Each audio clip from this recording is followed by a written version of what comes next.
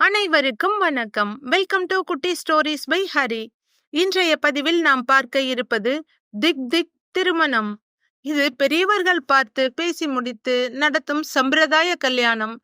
பெண் அழைப்பு, மாப்பிள்ளை ஊர்வலம், நலங்கு என எல்லாம் வரிசையாக நடந்து கொண்டிருந்தது. விஷாலுக்கு இந்த திருமணத்தில் ரொம்பவே தயக்கம் இருந்தது. முன்பின் தெரியாத பெண், நிச்சயதார்த்தத்துக்கு பின்பாவது பேசி பழகலாம், எங்காவது வெளியில் அழைத்து சென்று வரலாம் என்றால் எங்கள் பெண் அதற்கெல்லாம் ஒத்துக்கொள்ள மாட்டாள் என்று சொல்லிவிட்டார்கள் பெண்ணின் பெற்றோர்கள். வேறு யாராவது முட்டுக்கட்டையாக இருந்தால் கூட பேசி பார்க்கலாம். ஆனால் கல்யாண பெண்ணே கல்யாணத்துக்கு முன்பு பேச மாட்டேன், வெளியே வரமாட்டேன் என்று சொல்லும்போது என்ன செய்ய முடியும்? டேட்டிங், சேட்டிங் என்று எவ்வளவோ போய்கொண்டிருக்க இந்த பெண் ஏன் இவ்வளவு பிகு பண்ணுகிறது என்று தோன்றியது விஷாலுக்கு. இருந்தாலும் அவளுடைய அழகு அவனுடைய அத்தனை யோசனைக்கும் தயக்கத்திற்கும் முற்றுப்புள்ளி வைத்தது.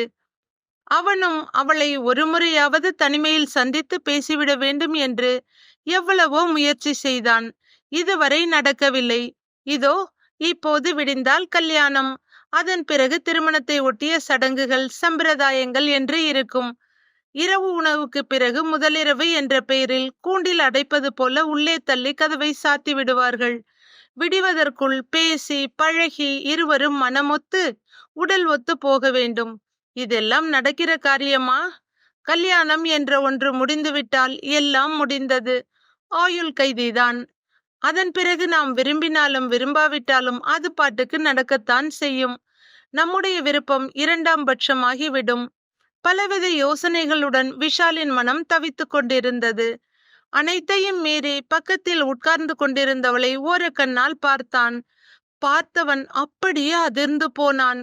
மணப்பெண் சுமித்ரா ஒரு இடத்தை வெறித்து பார்த்து கொண்டிருந்தாள். அவனை வசீகரித்திருந்த அவளுடைய அழகு இப்போது அச்சுறுத்துவதாக இருந்தது. திடீரென்று அவளிடம் ஒரு மாற்றம். நாக்கை வெளியே நீட்டி கண்களை உருட்டி மிரட்டும் ஒரு அச்சுறுத்தும் பார்வை பார்த்தாள். அவளுடைய பார்வை சென்ற இடத்தை பின்தொடர்ந்தது விஷாலின் பார்வையும்.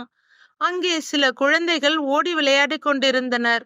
விஷாலுக்கு ஒரு மாதிரி படபடப்பாகி போனது. சின்ன குழந்தைகள், அவர்களையே இந்த பார்வை பார்க்கிறாளே, தன்னிலை என்ன ஆகும் என்று பயந்தவன் அதற்கு மேல் பதற்றத்துடன் இயந்திரமாய் சடங்குகளை முடித்து கொண்டு எழுந்தான். இடையில் ஒரு முறை தைரியத்தை வரவழைத்து கொண்டு அவளை மீண்டும் பார்த்தான். இப்போதும் அவள் பார்வையாலும் செய்கையாலும் யாரையோ அச்சுறுத்தி கொண்டிருந்தாள். இவள் ஏன் அடிக்கடி இப்படி செய்கிறாள்? இவளிடம் ஏதாவது பிரச்சனை இருக்குமோ? கிராமத்து பெண் வேறு. கடவுளே! அவனுக்குள் பயம் கூடியது. அங்கும் எங்கும் அலைபாய்ந்து கொண்டிருந்த சுமித்ராவின் பார்வை ஒரு கணம் விஷாலின் கண்களில் நிலைத்து நகர்ந்தது. உடம்பெல்லாம் நடுங்குவது போல ஒரு உணர்வு அவனுக்கு. அடிவயிற்றுக்குள் ஏதோ ஒன்று உற்பத்தியாகி தொண்டையில் வந்து அடைத்து கொண்டதை போல இருந்தது. சட்டென்று பார்வையை மாற்றிக்கொண்டவன், இந்த கல்யாணம் நம்மை எங்கே கொண்டு போய் விடுமோ? மீள முடியாத நரகத்தில் மாட்டிக்கொள்ளப் போகிறானா? யாரிடம் கேட்பது? இவளுக்கு ஏதாவது பிரச்சனை இருக்குமோ? தெரியாவிட்டால் தலையே வெடித்துவிடும். அவ்வளவுதானா? என் கதை முடிந்ததா? திருதிருவென்று விழித்தபடி அங்கும் எங்கும் பார்த்தான். என்னடா பேய் மொழி முழிக்கிற? கேட்டுக்கொண்டே அவனுடைய அக்கா வித்யாவும் மற்றும் சில நண்பர்களும் அவனிடம் வந்தனர். நண்பர்கள் வேறு இருக்கிறார்கள். இல்லை என்றால் அக்காவிடம் தனது சந்தேகத்தை சொல்லிவிடலாம். அவள் கண்டிப்பாக உதவுவாள். சொல்ல வாயெடுத்தவனை சாப்பிட தள்ளி கொண்டு போனார்கள் அவனுடைய நண்பர்கள். சுமித்ராவை திரும்பி திரும்பி பார்த்தபடி அங்கிருந்து சென்றான் விஷால். வா மச்சான், இன்னைக்கு ஒரே நாள்ல பார்த்து முடிச்சிடாத. இனி வாழ்நாள் முழுக்க பார்த்துதான் ஆகணும். வா. விஷாலை இழுத்து கொண்டு போய்விட்டனர். பயத்துடனே சென்றவன் மற்றவர்களுக்காக பெயருக்கு சாப்பிட்டான். தன்னுடைய அறைக்கு சென்று கதவை லேசாக சாத்தினான். நண்பர்களோ அல்லது யாராவது உறவினர்களோ வந்தாலும் வரலாம். எப்படியும் விடுவதற்குள் இந்த மணப்பெண்ணின் மர்மத்தை கண்டுபிடிக்க வேண்டும். வாய்ப்பு இருந்தால் இந்த திருமணத்தை கூட நிறுத்திவிடலாம். அதனால் அவன் கதவை தாளிடவில்லை. தரையில் மெத்தை ஒன்று ஓரமாக சுருட்டி வைக்கப்பட்டிருந்தது. அதன் அருகில் வந்து உட்கார்ந்தவன் அதை விரிக்காமல் அப்படியே அதன் மேல் சாய்ந்து கொண்டான். அரை மணி நேரம் ஓடியிருக்கும். கையில் இருந்த மொபைலை எடுத்து பார்த்தான். மணி 10 என்று காட்டியது. தூக்கம் அழுத்தவே கண்களை லேசாக மூடினான். 2, 3 முறை இமைகளை மூடி மூடி திறந்து கொண்டிருந்தான். எவ்வளவு நேரம் என்று தெரியவில்லை. ஆழ்ந்த தூக்கத்தில் இருந்தான். யாரோ அவன் தோள்பட்டையை சுரண்டுவது போல இருந்தது. அவ்வளவு தூக்கத்திலும் அலறி அடித்து கொண்டு எழுந்தான் விஷால். அவன் எதிரே மங்கலாக குட்டையாக ஒரு உருவம் நின்று கொண்டிருந்தது. பயத்தில் கத்த வாய் திறந்த போது அந்த உருவம் பேசியது. அங்கிள், உங்ககிட்ட கொடுக்க சொல்லி கல்யாண அக்கா கொடுத்தாங்க. கண்களை லேசாக கசக்கி கொண்டு பார்த்தபோது அங்கு ஒரு 7, 8 வயது பையன் நின்றிருப்பது தெரிந்தது. இவன் கையில் லெட்டரை கொடுத்த அடுத்த நொடி அந்த பையன் ஓடிவிட்டான். பயமும் தூக்கமும் அவனிடமிருந்து விடை பெறத் தொடங்கியது. என்ன, மணப்பெண் அனுப்பி இருக்கிறாளா? ஆர்வமும் திகிலும் அவன் முகத்தில் அப்பி இருந்தது. அந்த அறையிருட்டிலும் தெளிவாக தெரிந்தது. தன்னை சுற்றி பார்த்தான். அங்கங்கே சிலர் படுத்து கிடப்பது அறையிருட்டில் தெரிந்தது. சற்றே உற்று பார்க்க அவனுடைய நண்பர்கள். எப்போது வந்தார்கள் இவர்கள்? லைட்டை போட்டால் யாராவது எழுந்து கொள்ள வாய்ப்பு இருக்கிறது. என்ன ஏது என்று விசாரித்தால் என்ன சொல்வது? தனக்கே எதுவும் தெளிவாக தெரியாத போது முதலில் அந்த துண்டு பேப்பரில் என்ன இருக்கும் தெரிந்து கொள்ள ஆர்வமாக இருந்தது. மெல்ல எழுந்து யார் மீதும் கால்படாமல் அறையை விட்டு வெளியே வந்தான் விஷால். செல்லின் டார்ச்சை உயிர்ப்பித்து கையில் கல்லாய் கனத்து கொண்டிருந்த அந்த துண்டு பேப்பரை விரித்தான். கண்கள் கன நேரத்தில் அதை படித்தது. உங்களுடைய ஆசையை நிறைவேற்ற காத்திருக்கும் இன்றைய மணப்பெண் நாளைய மனைவி என்று ஆரம்பித்திருந்தது. அதில் இருந்த எழுத்துக்கள் சுமித்ராவை போலவே மிக அழகாக இருந்தது. பயம் நீங்க அவன் மனது அவள் அழகில் லயித்தது. அந்த பேப்பரில் இருப்பதை மேலும் படிக்க ஆரம்பித்தான். சமையலறையை அடுத்த பால்கனியில் உங்களுக்காக தனிமையில் காத்திருப்பேன். இதை படித்தவுடன் அங்கு வரவும், உங்கள் சுமித்ரா என்று முடிந்திருந்தது அந்த கடிதம். பக்கத்தில் இருந்த சீப்பை எடுத்து தலையை சீவி பின்பு கலைத்து விட்டு கொண்டான். கட்டியிருக்கும் லுங்கியோடு போகலாமா அல்லது பேண்ட் மாற்றிக்கொள்ளலாமா என்று ஒரு கணம் யோசித்தான். முதலில் தனிமையில் பார்க்க போகிறோம். லுங்கியிலா போவது? பேண்ட் மாற்றிக்கொள்ளலாம். மெதுவாக அடிமேல் அடி வைத்து அறைக்குள் நுழைய சுவர் ஓரமாக யாரோ உட்கார்ந்திருப்பது போல இருந்தது. மறுபடியும் பயம் பபுல்கமாய் வந்து ஒட்டி கொண்டது. நெருங்கி பார்க்க அது அவனுடைய நண்பன் சந்துருதான். காற்றில் கையை வீசி யாரையோ விரட்டி கொண்டிருந்தான். அவன் கைவீசிய இடத்தில் எதுவும் தெரியவில்லை. கையை நீட்டி துழாவி பார்த்தான் விஷால். ஒன்றும் தட்டுப்படவில்லை. டேய் சந்துரு, நண்பனின் தோலை தொட்டான். என்னடா காத்துல கத்தி சண்டை என்று கேட்ட விஷாலின் கேள்வி பாதியிலேயே நின்றது. காற்றில் கோலம் போட்டு கொண்டிருந்த சந்துருவின் கை விஷாலின் கன்னத்தை பதம் பார்த்தது. தடுமாறி விழப்போனவன் சுவரை பிடித்து தன்னை நிலைப்படுத்தி கொண்டான். ஏதோ ஒன்றை சாதித்த திருப்தியில் நல்ல தூக்க கலக்கத்தில் இருந்த சந்துரு மறுபடியும் படுத்து விட்டான். கன்னத்தை தடவிக்கொண்டே வெளியே வந்த விஷால், இப்போது நன்றாக தெரிகிறது, பிரச்சனை சுமித்ராவிடம் இல்லை, இந்த மண்டபத்தில் தான் ஏதோ இருக்கிறது. அதனால்தான் மாலை சடங்கு நிகழ்ச்சிகளின் போது சுமித்ரா வித்தியாசமாக நடந்து கொண்டிருக்கிறாள். மனதை தேற்றிக் கொண்டான்.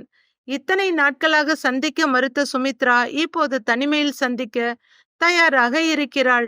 மனதில் இன்பமான உணர்வுகளுடன் செருப்பை அணிந்து கையில் மொபைலுடன் தன் வருங்கால மனைவியை காண புறப்பட்டான் விஷால். மண்டபத்தின் வழியாக சமையல் கூடத்துக்கு செல்லலாம். ஆனால் மண்டபத்தில் அவன் எட்டி பார்த்த போது இங்கும் அங்குமாக நிறைய பேர் படுத்திருந்தார்கள்.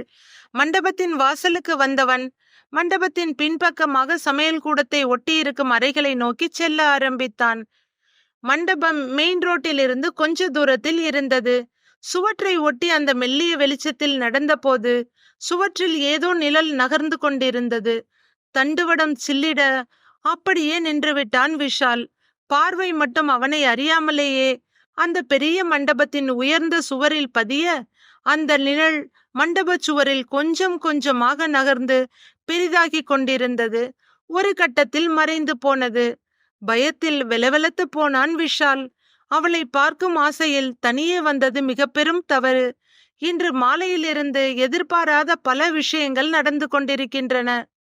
முதலில் சுமித்ராவின் அந்த பார்வை இன்னும் நெஞ்சுக்குள் பயப்புறாக்களை பறக்க விட்டு கொண்டிருக்கிறது. அதை அடுத்து நண்பன் சந்துருவிடம் வாங்கிய அறை கன்னம் தீயாய் எரிகிறது. இப்போது அந்த நிழல் உருவம் மறைந்துவிட சுவற்றில் வேறொரு நிழல் சிறிதாய் ஆரம்பித்து பெரிதாய் நகர்ந்து கொண்டே இருந்தது.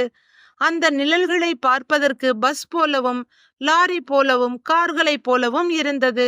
கண்டிப்பாக பேயாகத்தான் இருக்க வேண்டும். பல நிழல் உருவங்கள் மாறி மாறி வருகிறது. ஒருவேளை இந்த நிழல்கள் எல்லாம் இந்த பகுதிகளில் நடந்த ஆக்சிடென்ட்டில் உருக்குலைந்து போன பஸ் லாரிகளாக இருக்கும். அப்படியானால் அவற்றில் பயணித்தவர்களின் ஆவிகளும் இங்கேதான் சுற்றி கொண்டிருக்கும். அவ்வளவுதான். விஷாலின் கால்கள் அவனையும் அறியாமல் சமையல் கூடத்தை நோக்கி ஓடத் துவங்கியது. உள்ளே ஒரே ஒரு டியூப்லைட் மட்டும் எரிந்து கொண்டிருந்தது. லேசாக மூடியிருந்த கதவின் வழியாக வெளிச்சம் வெளியே கசிந்து வந்தது. நல்ல வேளை, கதவு பூட்டப்படவில்லை. அப்பாடா, ஒரு பாதுகாப்பான இடத்துக்குள் வந்துவிட்டோம். இனி பயப்பட தேவையில்லை. கதவை திறந்து கொண்டு உள்ளே வந்த விஷால் கதவின் வழியே தலையை வெளியே நீட்டி சுவற்றில் நகர்ந்து செல்லும் நிழல் உருவங்களை பார்க்க முயற்சித்தான். அப்போதுதான் தெரிந்தது சற்று தூரத்தில் ரயில் பாதை இருப்பதும் அங்கிருந்து பிரகாசமான வெளிச்சம் வந்து கொண்டிருப்பதும். மண்டபத்திற்கு சற்று தள்ளி இருந்த ரோட்டில் ஒரு லாரி போய்கொண்டிருப்பதை கூர்ந்து கவனித்தான். தண்டவாளத்தின் வெளிச்சம் ரோட்டில் போய்கொண்டிருந்த லாரியில் பட அதன் நிழல் அந்த உயரமான கல்யாண மண்டப சுவரில் தெரிகிறது. லாரி நகர நகர அதன் நிழல் சுவற்றில் பெரிதாகி கொண்டே போனது. கை பேண்ட் பாக்கெட்டில் இருந்த கர்ச்சீஃபை அனிச்சையாக எடுத்தது. முத்து முத்தாய் பூத்திருந்த வியர்வையை துடைத்தது. ச்ச, ரோட்டில் போகும் வண்டியின் நிழலை பார்த்து இப்படி பயந்து போய் இருக்கிறேனே. அரண்டவன் கண்ணுக்கு இருண்டதெல்லாம் பேய் என்பார்கள். அது சரியாகத்தான் இருக்கிறது.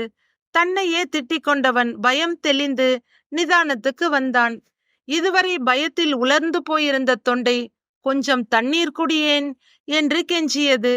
இருப்பதே சமையல் கூடத்தில், தண்ணீருக்கா பஞ்சம்? உள்புறமாக திரும்பி சமையல் செய்யும் இடத்தை நோக்கி நடக்க ஆரம்பித்தான். டியூப்லைட் வெளிச்சம் மிக மங்கலாக இருந்தது.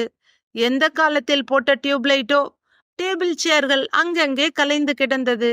காலை உணவின் போதுதான் சரி செய்வார்கள். இடித்து கொள்ளாமல் உள்ளே சென்றவன் சமையலுக்கு வந்தவர்களும் அவர்களின் உதவியாளர்களும் அங்கே படுத்திருப்பதை பார்த்தான்.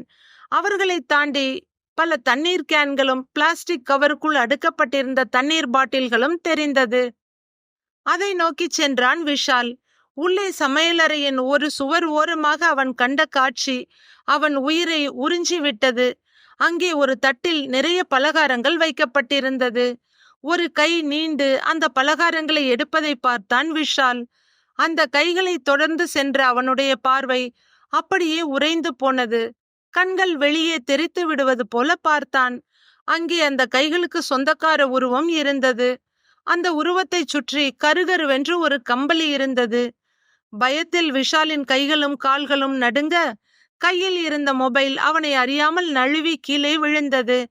மொபைல் விழுந்த சத்தம் கேட்ட அந்த உருவம் திரும்ப, முகம் முழுவதும் கம்பளியால் மூடப்பட்டிருந்தது. தாகம் இருந்த இடம் தெரியாமல் பறந்து போக, சட்டென்று குனிந்து மொபைலை எடுத்தான். நடுங்கிக் கொண்டிருந்த கால்களுடன் கண்மண் தெரியாமல் ஓட ஆரம்பித்தான்.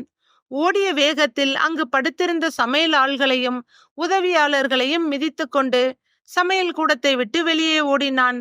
அவர்கள் அலறி அடித்து எழுந்து கத்த ஆரம்பித்தனர். சிலர் பேய் பேய் என்றும் சிலர் திருடன் திருடன் என்றும் கத்தினர். அதற்குள் அந்த உருவம் கம்பளியை உதறிவிட்டு எழுந்து வர அனைவரும் கத்துவதை நிறுத்திவிட்டு அந்த உருவத்தை பார்த்தனர். மூர்த்தி அண்ணா, நீங்க இன்னும் தூங்கலையா? இப்ப எங்களை மிதிச்சிட்டு ஓடினது யாரு? நீங்க பாத்தீங்களா என்று கேட்டான் அவர்களில் ஒருத்தன். இல்ல முத்து, அது யாருன்னு சரியா தெரியல. பசியா இருந்தது. ராத்திரி டிஃபன் எல்லாம் பத்தாம போயிருச்சுல்ல, அதனால நான் சாப்பிடல. பசியில தூக்கம் வரல. பலகார கூடைக்கு செஞ்சிருந்த பலகாரத்தை கொஞ்சம் சாப்பிட்டுக்கிட்டு இருந்தேன். யாரோ ஒருத்தன் உள்ள வந்திருக்கான். நான் குளிருக்காக போத்தி இருக்கிறத பார்த்து பேய்னு பயந்து அலறி அடிச்சு ஓடிட்டான். அப்படி ஓடின போதுதான் உங்களை எல்லாம் மிதிச்சிருக்கான் சொல்லி சிரித்தார் மூர்த்தி அண்ணன். மற்றவர்களும் சிரித்துவிட்டு கதவை பூட்டிக் கொண்டு தங்கள் தூக்கத்தை தொடர ஆரம்பித்தனர். சமையல் கூடத்தை விட்டு தலை தெறிக்க ஓடி வந்த விஷால் மண்டபத்தின் உள்ளே வந்து அங்கிருந்த சேரில் உட்கார்ந்தான். பயங்கரமாக மூச்சு வாங்கியது அவனுக்கு. தண்ணீர் தாகம் அவனை வாட்டி எடுத்தாலும் பயம் அவனை எங்கும் நகரவிடவில்லை. பேசாமல் இங்கிருந்து ஓடிவிடலாமா? ஆனாலும் வெளியே செல்ல ரொம்ப பயமாக இருக்கிறதே இன்னும் இங்கு எத்தனை பேய்கள் சுற்றி கொண்டிருக்கிறதோ தெரியவில்லை. சற்று நேரம் அங்கே தூங்கிக் கொண்டிருந்தவர்களை மாறி மாறி பார்த்தவன் அவனையும் அறியாமல் உட்கார்ந்தபடியே தூங்கி போயிருந்தான். காலையில் அவன் கண் விழித்த போது அவனை தவிர எல்லோரும் எழுந்து விட்டிருந்தார்கள். ஐயோ, இப்படியா தூங்கி இருக்கிறேன்? இனி எப்படி தப்பிப்பது? வெளியில் ஓரளவுக்கு வெளிச்சம் வந்துவிட்டது. இனி பயமில்லை. இதற்கு மேல் ஒரு நிமிடம் கூட இங்கு இருக்கக்கூடாது. நம்முடைய காரை எடுத்துக்கொண்டு வீட்டுக்கு போய்விடலாம். விஷாலின் கை பேண்ட் பாக்கெட்டை தொட்டு பார்க்க அதில் கார் சாவி இருந்தது. கல்யாணமும் வேண்டாம், கண்ணழகி சுமித்ராவும் வேண்டாம், உயிர் தப்பினால் போதும். நைஸாக நழுவி மண்டபத்தின் வாயிலை நெருங்க பெண்ணின் தாய் மாமனும் சித்தப்பாவும் உள்ளே வந்தனர். என்ன மாப்பிள்ள நீங்க? உங்களுக்கு தான் தனியா ரூம் இருக்குதே, இருந்தும் எங்க கூட தான் தூங்கணும்னு இங்க வந்து படுத்திருக்கீங்க பாருங்க. எங்க சுமிக்கு ஏத்த மாப்பிள்ள நீங்க தான். எங்க சுமியும் எப்பவும் சுத்தி நிறைய பேர் இருக்கணும்னு ஆசைப்படுவா. எங்க பொண்ணு கொடுத்து வச்சவ. பெண்ணின் சித்தப்பா சொல்லி கொண்டிருக்க, உங்க பொண்ணு கொடுத்து வச்சவ இல்ல, எடுக்க போறவ என் உயிரை மனதில் நினைத்து கொண்டான் விஷால். மாப்பிள்ள எங்க போறீங்க? எங்களோட தூங்குனீங்க, வாங்க. நாம எல்லாரும் சேர்ந்தே தயாராகலாம். நாங்களே உங்களை தயார் பண்ணிடுறோம். சொன்ன மணப்பெண்ணின் தாய்மாமன் விஷாலை கொத்தாக அள்ளி கொண்டு போனார். தப்பிக்க கிடைத்த கடைசி வழியும் அடைப்பட்டு போனதில் உடைந்து போனான் விஷால். அவர்களே அவனை குளிக்க வைத்தனர். சித்தப்பா இவன் அறையில் இருந்த இவனுக்கான உடைகளை எடுத்து வந்தார்.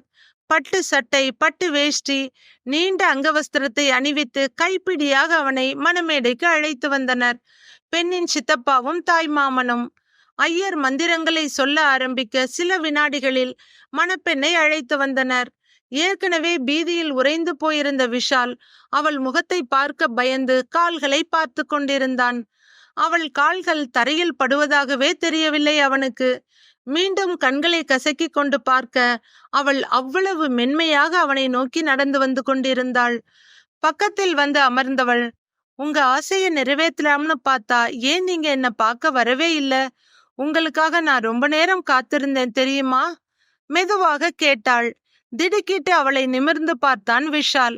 அவள் கண்கள் கோவை பழமாய் சிவந்திருந்தது.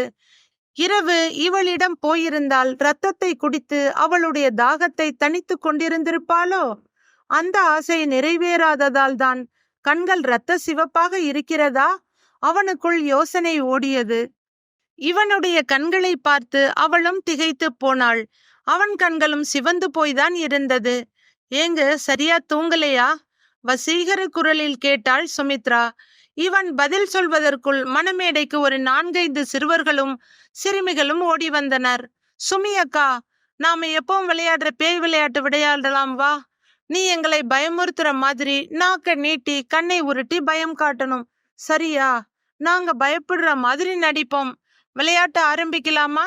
வா சுமி அக்கா என்று அவள் கையை பிடித்து இழுத்தனர். டேய், சும்மா போக மாட்டீங்க? எப்ப பார்த்தாலும் விளையாட்டு. அக்காவுக்கு கல்யாணம் ஆக போகுது. இதுக்கு மேல நீங்க அக்காவை விளையாட கூப்பிடக்கூடாது. இனி அக்கா மாமா கூட தான் விளையாடுவா. இப்படி அடம்பிடிச்சுக்கிட்டு இருந்தீங்கன்னா மாமா உங்களை அடிச்சிருவாரு. விஷாலை பார்த்து கண்ணடித்தாள் மணப்பெண்ணின் தங்கை சுபிக்ஷா. வாங்க, நாம விளையாடலாம் என்று சொல்லியபடி நாக்கை நீட்டி கண்களை உருட்டி கொண்டு அவர்களை நோக்கி போனாள் சுமித்ராவின் தங்கை சுபிக்ஷா. இப்போது விஷாலுக்கு சுமித்ராவின் செயல்களுக்கான காரணம் புரிந்து போனது. உடம்பில் இருந்த நடுக்கமும் இறுக்கமும் தளர்ந்து அப்பாடா என்று ஒரு நிம்மதி படர்ந்தது. ஆனால் சமையலறையில் இருந்த அந்த உருவம், அது பேய்தானா? அவனுடைய அக்காவும் நண்பன் சந்துருவும் சிரித்து கொண்டே அவன் அருகில் வந்தனர். டேய் சந்துரு, ராத்திரி யாரோ ஒரு திருடன் சமையல் ரூமுக்குள்ள நுழைஞ்சிட்டானாமா. அங்க சாப்பிட்டுக்கிட்டு இருந்த சமையல்காரரை பார்த்து பேய்னு நினைச்சு பயந்து மத்த சமையல்காரங்களை எல்லாம் மிதிச்சுக்கிட்டு வெளியே ஓடிட்டானாம். நல்ல வேலை, அந்த சமையல்காரர் மட்டும் பசிக்காக எழுந்திருக்காம போயிருந்தா திருடன் எல்லாத்தையும் தூக்கிட்டு போயிருப்பான். சந்துருவிடம் அக்கா சொல்லி கொண்டிருந்தாள். அக்கா, திருடன் நைட்டு எங்க ரூமுக்கு கூட வந்தான். பயங்கர கொசுக்கடி. நான் அரை தூக்கத்துல எழுந்து கொசுங்களை விரட்டிக்கிட்டு இருந்தேன். அப்போ திருடன் என்கிட்ட நைஸா வந்து நான் கழுத்துல போட்டிருக்க செயினை கழட்ட என் தோல்ல கைய வச்சான். கொடுத்தேன் பாருங்க ஒரு அரை. அப்புறம் எழுந்திருச்சு பார்த்தப்ப யாருமே இல்லக்கா. அடிக்கு பயந்து ஓடிட்டான் போல. சந்துரு பீற்றிக் கொண்டிருந்தான். விஷாலுக்கு தன்னைத்தானே நொந்து கொள்ள வேண்டும் போல இருந்தது. ச்சே, இதுங்க எல்லாம் சேர்ந்து என்னுடைய இன்பமான இரவை இம்ச இரவா மாத்திருச்சுங்க. என் தேவதை சுமி என்ன தனியா பார்க்க வர சொல்லியும் என்னால அவளை பார்க்க போக முடியல. தன்னையே நொந்து கொண்டான். பரவாயில்ல, நாம நினைச்சது போல இங்க எந்த பிரச்சனையும் இல்லை. என் தேவதை கிட்டையும் எந்த பிரச்சனையும் இல்ல. நிம்மதியுடன் நிமிர்ந்து உட்கார்ந்தான். கண்களில் கேள்வியுடன் அவனை ஒரு பார்வை பார்த்து கொண்டிருந்த மணப்பெண் சுமியை நேராக பார்த்தான் விஷால். நேற்று இரவு நாம தனிமையில பார்த்துக்கலன்னா பரவாயில்ல டார்லிங். இனி எல்லா இரவுகள் மட்டுமல்ல, பகல்லையும் நாம ஒருத்தர் பார்த்துக்கிட்டே இருப்போம் சொன்னான் அவளையே பார்த்தபடி. இப்போது சிவந்திருந்த கண்களை விட அவள் முகம் அதிகமாக சிவந்தது. அவளின் சிவந்த முகத்தை பார்த்த விஷாலின் முகம் பூவாய் மலர்ந்தது. டேய், சைட் அடிச்சது போதும்டா.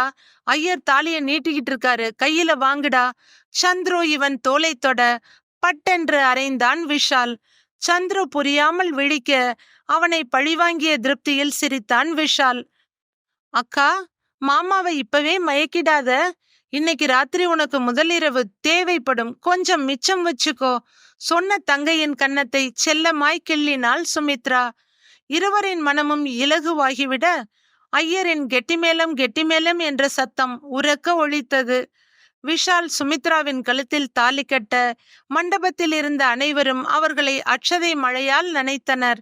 திக் திக் என்று மிரட்டிய இரவை விரட்டிய கதிரவனின் ஒளிக்கதிர்கள் ஜன்னல் வழியே மணமேடையில் பரவி மணமக்களை ஆசீர்வதித்தது. கதையை படித்த கேட்ட அனைவருக்கும் நன்றி. கதை பிடித்திருந்தால் லைக் செய்து நமது சேனலை சப்ஸ்கிரைப் செய்து கொள்ளுங்கள். நன்றி, வணக்கம்.